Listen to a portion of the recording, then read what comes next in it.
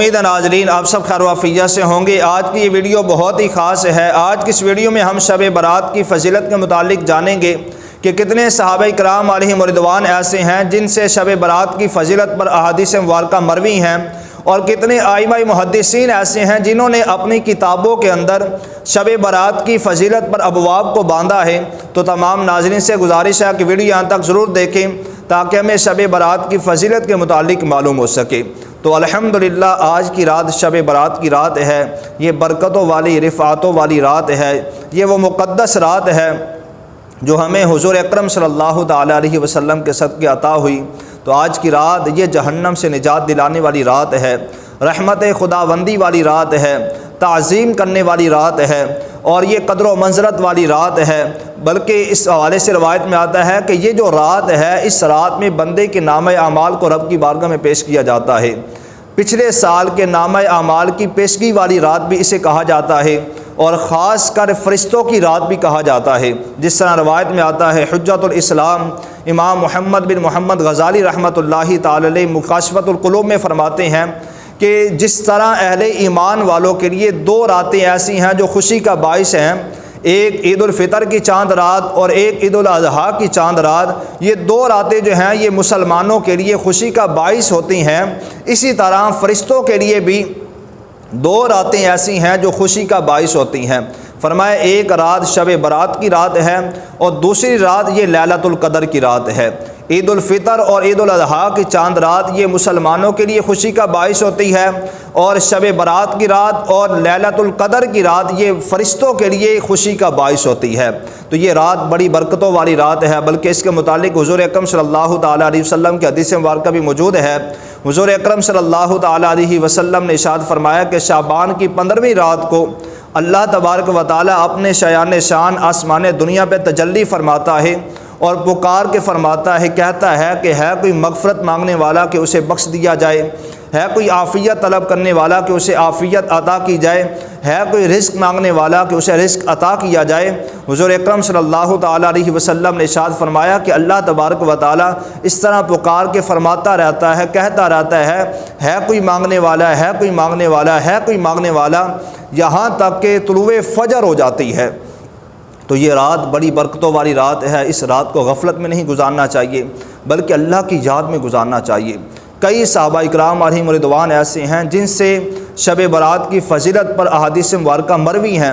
روایت میں آتا ہے 13 سے زائد صحابہ اکرام علیہم رضوان ایسے ہیں جن سے احادیث مبارکہ مروی ہیں، جن میں حضرت ابوبکر صدیق رضی اللہ تعالی عنہ کا نام آتا ہے، حضرت علی المرتضیٰ کرم اللہ تعالی وجہہ الکریم کا نام آتا ہے، حضرت عائشہ صدیقہ رضی اللہ تعالی عنہ کا نام آتا ہے، حضرت عمر بن عاص رضی اللہ تعالی عنہ کا نام آتا ہے، حضرت ابو موسیٰ اشعری رضی اللہ تعالی عنہ کا نام آتا ہے، حضرت معاذ بن جبل رضی اللہ تعالی عنہ کا نام آتا ہے، جنہوں نے شب برات کی فضیلت پر احادیث مبارکہ کو ذکر فرمایا ہے۔ اسی طرح کئی ائمہ محدثین ایسے ہیں جنہوں نے شب برات کی فضیلت پر اپنی کتابوں کے اندر شب برات کی فضیلت کے متعلق ابواب کو باندھا ہے، جس میں امام ابن ماجہ رحمۃ اللہ تعالی علیہ کا نام آتا ہے، امام نسائی رحمۃ اللہ تعالی علیہ، امام ترمذی رحمۃ اللہ تعالی علیہ، امام احمد بن حنبل رحمۃ اللہ تعالی علیہ، امام ابن خزیمہ رحمۃ اللہ تعالی علیہ، امام ابن ابی شیبہ رحمۃ اللہ تعالی علیہ۔ یہ وہ محدثین ہیں جنہوں نے اپنی کتابوں کے اندر شب برات کی فضیلت کے متعلق ابواب کو باندھا ہے۔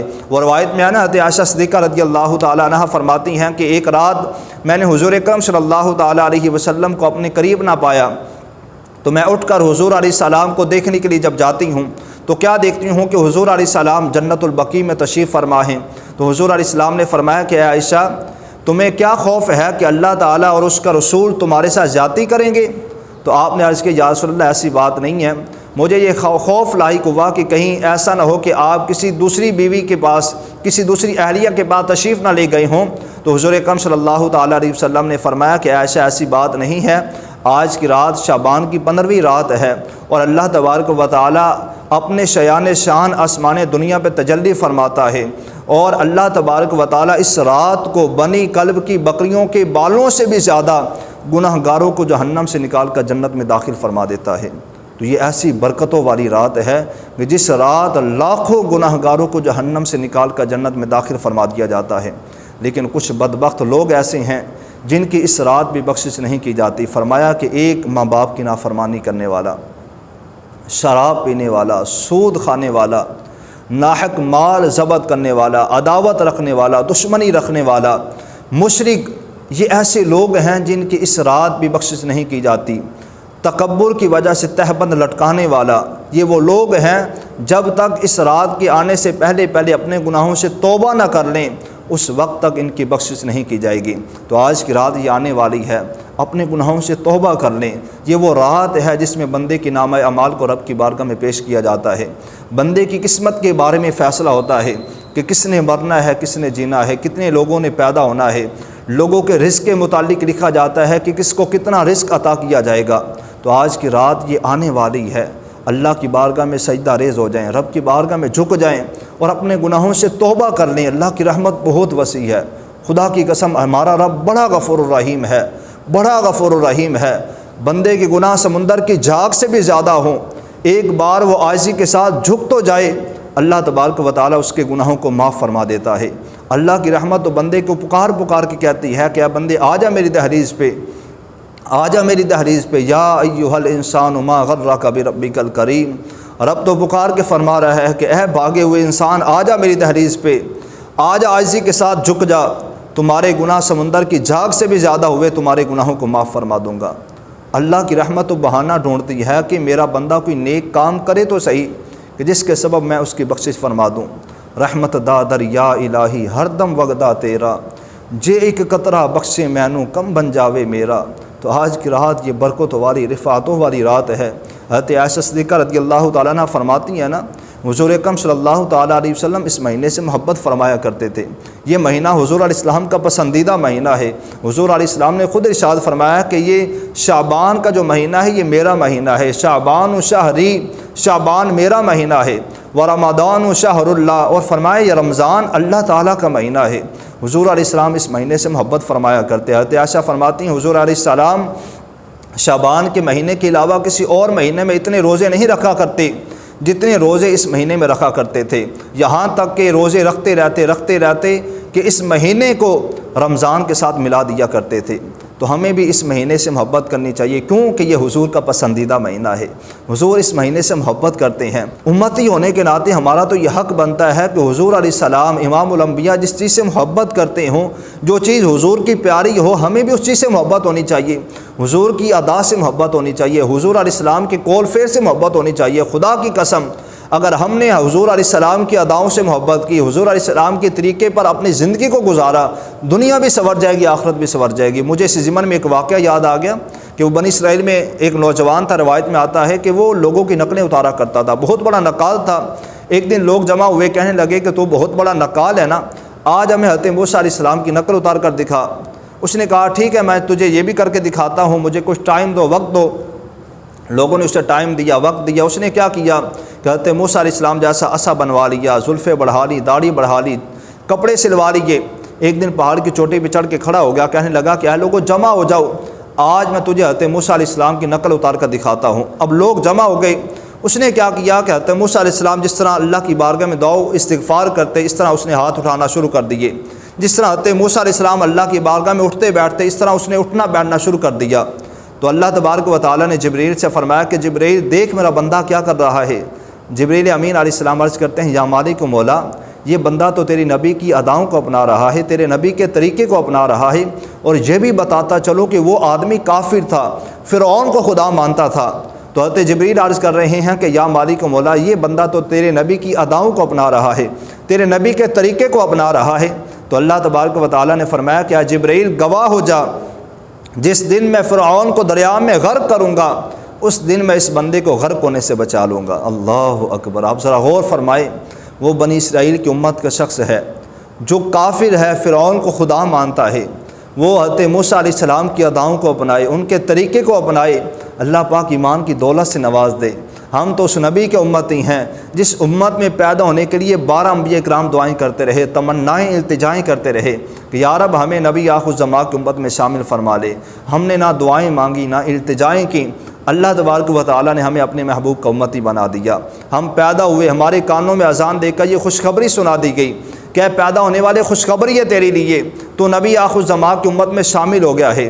ہم تو اس نبی کے امتی ہیں جس امت میں پیدا ہونے کے لیے حضرت موسیٰ علیہ السلام بھی دعا کرتے رہے۔ اور روایت میں آنا کہ حضرت موسیٰ علیہ السلام نے اللہ کی بارگاہ میں عرض کی، یا مالک مولا، تو نے ہفتے کا دن یہودیوں کو عطا کیا ہے عبادت کے لیے، اور اتوار کا دن عیسائیوں کو دیا ہے، اور جمعے کے دن میں ایسی کیا خاصیت ہے، ایسی کیا فضیلت ہے کہ جو تو نے اپنے محبوب کو عطا کیا ہے، جو تو نے اپنے محبوب کی امت کو عطا کیا ہے۔ تو اللہ تبارک و تعالیٰ نے فرمایا کہ اے موسیٰ، اگر جمعے کا دن تیری امت کو دے دیا جاتا تو تیری امت کی شکلیں تبدیل نہ کی جاتی۔ تو حضرت موسیٰ علیہ السلام نے اللہ کی بارگاہ میں دعا کے لیے ہاتھ اٹھا لیے، عرض کی، یا مالک مولا، مجھے بھی پھر اس نبی کا امتی بنا دے۔ اگر ہم حضور علیہ السلام کی اداؤں کو اپنائیں، حضور علیہ السلام جس چیز سے محبت کرتے ہیں اس چیز سے محبت کریں، تو ہم کیسے جہنم میں جائیں گے؟ تو ہمیں تو اللہ کا شکر ادا کرنا چاہیے کہ ہمارے درمیان جو مہینہ جاری و ساری ہے، شعبان کا مہینہ اپنی رحمت برکتیں لٹا رہا ہے، یہ حضور علیہ السلام کا پسندیدہ مہینہ ہے۔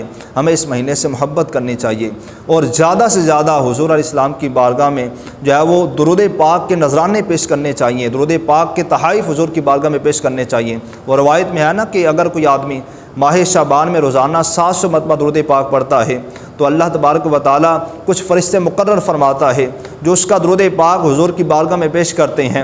حضور علیہ السلام کی روح مبارک خوش ہو جاتی ہے، اور اللہ تعالیٰ ان فرشتوں کو کہتا ہے کہ اے فرشتوں، قیامت تک تو نے اس درود پاک پڑھنے والے شخص کے لیے مغفرت کی دعا کرتے رہنا ہے۔